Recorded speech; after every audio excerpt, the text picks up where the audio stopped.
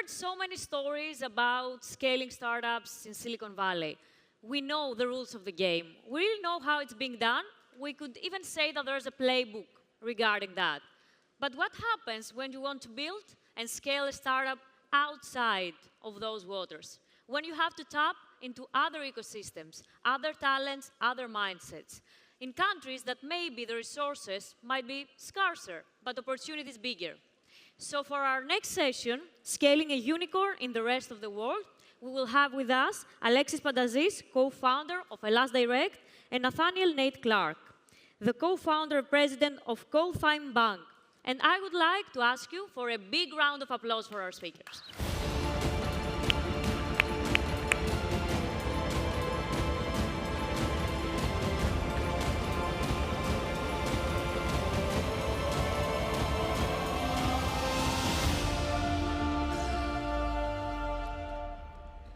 Hi, everyone. Can you hear me? For those freaking out, we're not here to talk about insurance, although I'll give you a 30-second blip about Elas Direct. My name is Alexis. Together with Emilios, we co-founded an insurance company, a digital-first insurance company in Greece. And over the last 12 years, we've been fortunate enough to meet a lot of entrepreneurs in the Greek ecosystem. Nate, what you see here today is not what used to be the case. So I'm very proud of the work that you guys have doing at Panathēnea. I think it is a fantastic event, and thank you very much for the invite. One of the most privileged moments of my life, together with Emilios, was being selected in Endeavor. Endeavor, you probably all know, is a network of entrepreneurs that wants to dream bigger, scale faster, and pay it forward. In that network, you meet a lot of people. There's no other company that we have met over the last 12 years that feels that we're cut from the same piece of cloth as Tyme Bank. And Koen and Chard and Nate, they've had a fantastic journey starting a digital bank in South Africa, expanding into the Philippines, Indonesia. They're a unicorn company. We're blessed to have you guys here to share your experience. I want to pass it on to you to firstly introduce yourself. Tell us a little bit about the origin of the story before we go into how you went international. Yeah, thank you. Thank you for having me. I love the energy, and I was telling Alex in the room and in the entire venue. Just a little background on myself. I grew up in a small suburb outside of Boston, so kind of a strange co-founder of a digital bank in South Africa. But I think the origin of that is, I think the previous panel talked about role models. And I would say my dad is the role model of mine that inspired, call it the adventure and entrepreneurial side of me. He's English, but he dropped out of university, ended up on the hippie trail to Afghanistan, sailed to the US, settled there, and started a home building business. So very far from fintech. But I kind of got that crazy part of me inspired from him. And actually, in terms of fintech and digital banking, I got inspired at a conference in 2010, very similar to this.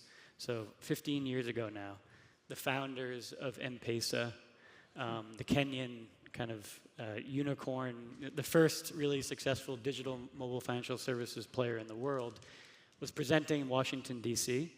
At the time, I was a management consultant. I knew I didn't want to be in this forever. And literally, I turned to my colleague after hearing that story of what was happening in Africa and said, this is what I'm going to do with my life. And then through a bit of hustle, I ended up on a project in East Africa and then in South Africa where I met Koen and Chart, who were at the time thinking of building a digital bank in South Africa, and kind of the rest is history. So you're the token American in the South African exactly. How was that for you? reverse immigration. Yeah. Exactly. But I mean, we'd love to unpack a little bit about the business model of Tyme Bank. And let's start with the time that you were still very much a South African story before you started thinking about international expansion. What's so different about you guys? I mean, you look at Revolut and Nubank now, and we look at you guys and the success that you've been through.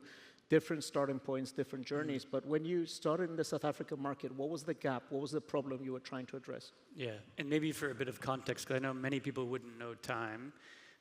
Scale-wise, we're about just over 17 million customers across South Africa and the Philippines. And we're about halfway through a similar journey to Nubank or Revolut. So we've only been in the market for 6 years. I think we saw a very similar opportunity in South Africa, where incumbent banks were not giving great service to customers. Where it gets different, though, I think, than the developed markets, maybe more similar in Nubank, is that in the lower income segments, the traditional banks could not serve them profitably.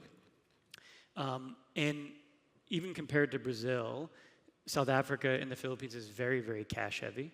So we actually, what makes us quite different than a Nubank or Revolut is we went with a hybrid distribution strategy. So actually, over half of those 17 million customers we've signed up have been signed up in a retail store and office building with the help of an ambassador and what we call a digital kiosk, which helps you do account origination and issues you a card in real time. In those same retail environments, we also integrate into the till points to provide real-time cash in and cash out. And I think in an emerging markets context where trust is lower of financial services, cash is still king, I think having that hybrid model has been a big differentiator for us. Yeah. I mean, we had the conversation earlier. When we started the Last Direct over here, it was weird to us, both Emilios and me, that people would trust a new brand in insurance to give us money for a promise, but they wouldn't trust to put their card online at the time. So we had to more or less replicate what you guys were doing. We teamed up with a telco at the time to collect cash for us, Yes. which is really weird that the consumer is ready to accept a digital new financial services player, but they still trusted cash. But how quickly did you guys move into other products like lending and starting to get into the more high margin part of the value chain? Yeah, I think one of the big challenges of starting a business like Tyme in emerging markets is that capital was very, very difficult. I mean, I think you have had similar experiences during the Greece crisis. Many probably entrepreneurs around the room have had similar struggles. So what happened for us is we launched the bank in 2019. We started to lend at the end of 2019, so we were transactions and savings and loyalty led. But then once COVID hit and the capital markets locked up, we actually had to, and basically on the credit side, everyone was given a free pass to not pay back. So as a new lender, if we were going to continue, we were going to die. Yeah. So we actually had to pivot, and because growing a rapidly growing lending book is extremely capital intensive. So we actually had to pivot fully away from credit, make it monetized through mostly payments, and then only 2 or 3 years later, when we had more capital, could we pivot back. So a lot of our, call it proposition strategy, wasn't just based on what makes sense on paper, it was also just survival. Yeah. And we heard before the guy from Revolut, Christos, that he was saying that they did something very difficult at the time, which was expand the product side, but also the geography at the same time. It seems that you guys wanted to have a more complete offering in South Africa before going international. Is that fair, or? Yeah, I was telling Alex before that we almost made a potential or likely fatal mistake of 1 year after launch in South Africa. We were still in that euphoria phase. I think for any entrepreneur, when you launch a new digital product, you don't really understand churn and the longer term economics. Growth is good, everyone's happy. We were looking at expanding to Egypt. We almost did a deal, which probably would have killed us. And I think we luckily pulled back, and we made sure we understood the economics of this business, got the proposition better before we then went to the second market. But it wasn't that long. We launched in 2019. We applied for a license in the Philippines and got it in 2021 and launched a year later. So 3 years post the first market, we were in the second. And kind of zooming into the Philippines, I guess Southeast Asia, very exciting market. I know very little about it, but the more I look at it, it's a very young population, fast growing. Most of these countries at least are. But why the Philippines? Why was that your first stopping? So we did a bit of what happened in our journey when because I kind of left out in the beginning, but actually we've been around for 13 years. The first half, we were B2B before getting a license. And in that B2B phase, we did some work in Asia, Indonesia specifically. And when we saw both the size of the populations, how young the populations were, and the competitive dynamics. So the interesting thing about South Africa is even though it's very much an emerging market, the incumbent banks are actually quite good. What we noticed in a place like Philippines was you have double the population, younger, relatively easy to get a license, but the incumbents were not as strong.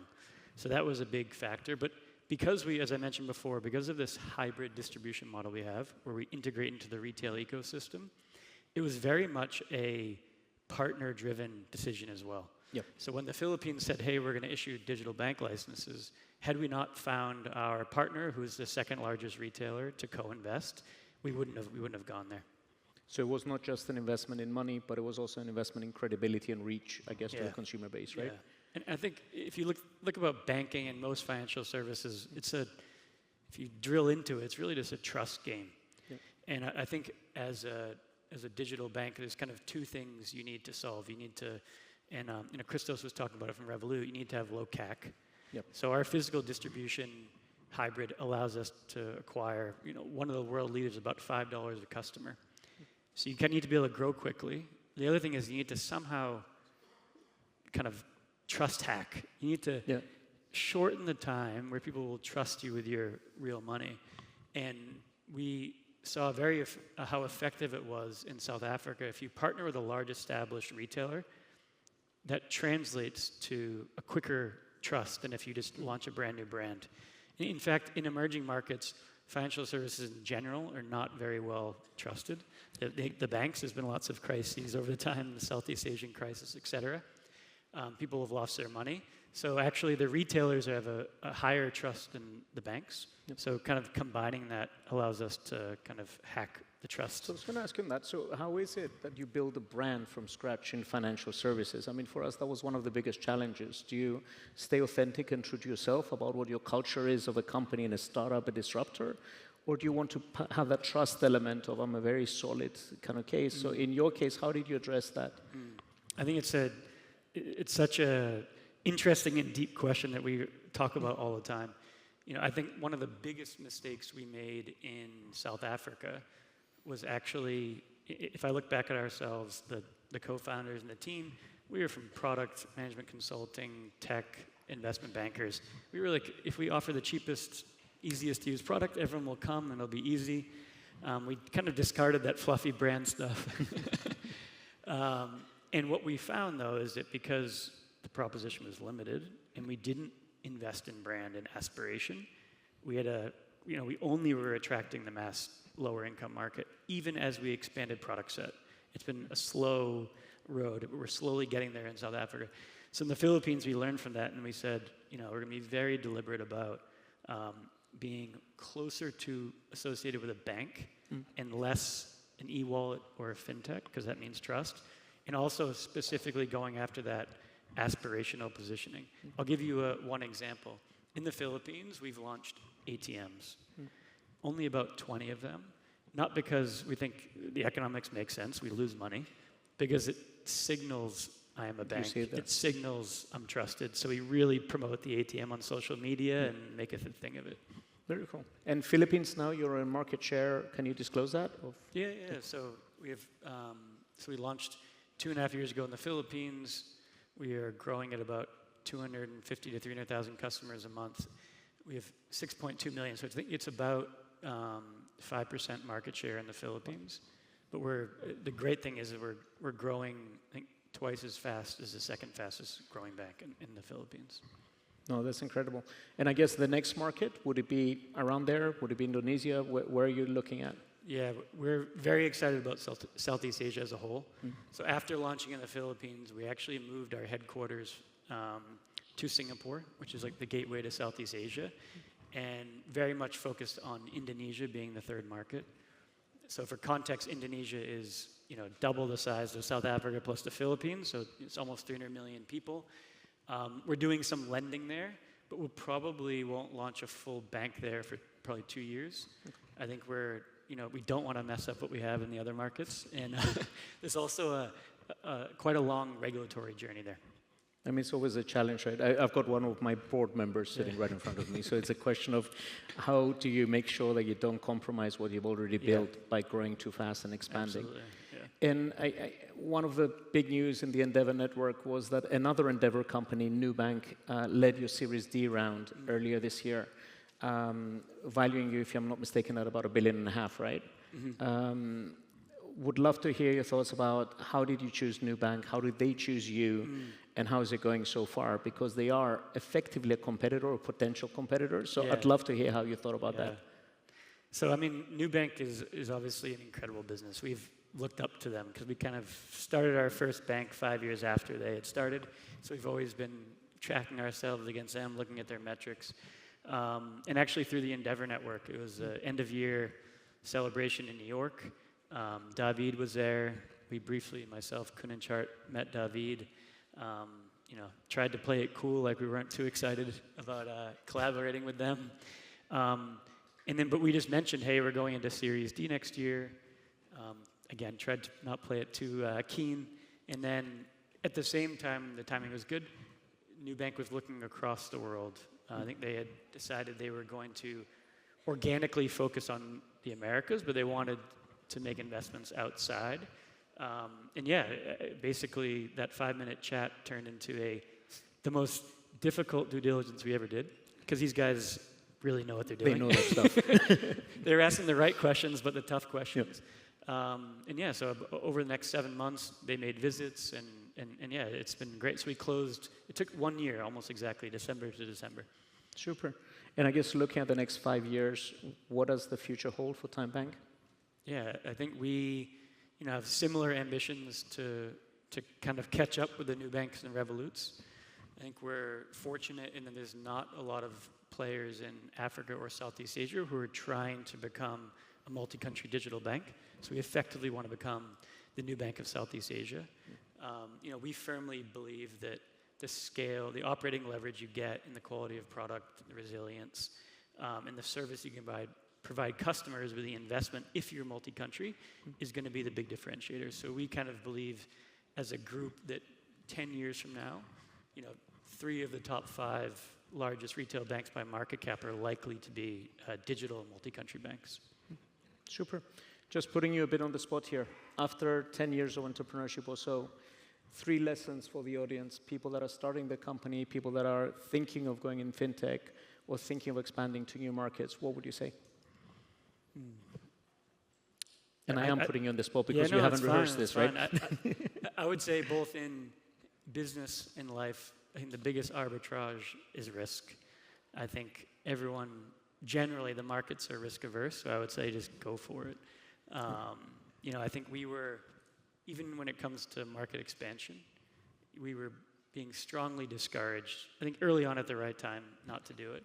But during our dark days of 2020 when we couldn't raise capital, we were also, quietly, secretly from shareholders in some ways talking to the Philippines.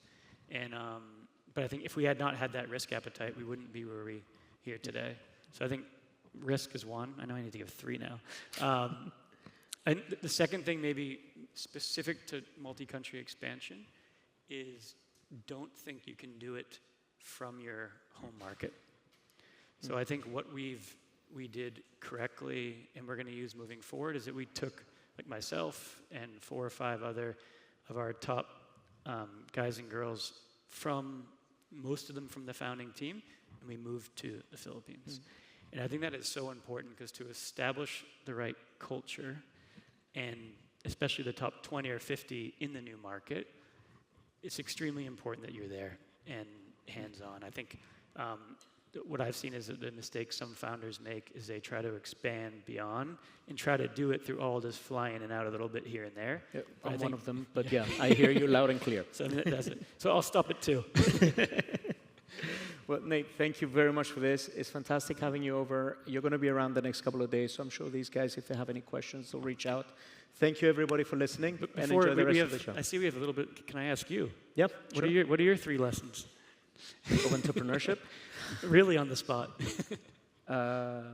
Time is your most precious asset as an entrepreneur, so try to use it as wisely as you can, which means don't get into stupid fights, don't focus on things that don't really matter, focus on the big picture. That's definitely one that has been a learning for us. Second one is that it's always a longer and more difficult game than you think when you start off. I mean, I come similar to you. I work at Goldman Sachs before, so you're in this cocoon where you're protected and all that. I think once you head out, you always realize that it's harder. But I think it's such a rewarding journey as you go through it, both on the highs and I would say more importantly on the lows, because you learn a lot about yourself and your tolerance levels to different things. But it's a very difficult journey, so you can't do it alone. So I don't think I could have done this without Emilios. I don't think Emilios would have done it without me. So having the the right balance of co-founders, I think that's very, very important. Yeah, I think it's true. What very much rings true is this, and we still do it today, unfortunately. We always overestimate what we can achieve in 1 year and underestimate what we can achieve in 3 to 5. Super. But, thanks. Nate, Thanks, Alex. thank you very much. Thank you. Thank you, everyone. Thank you.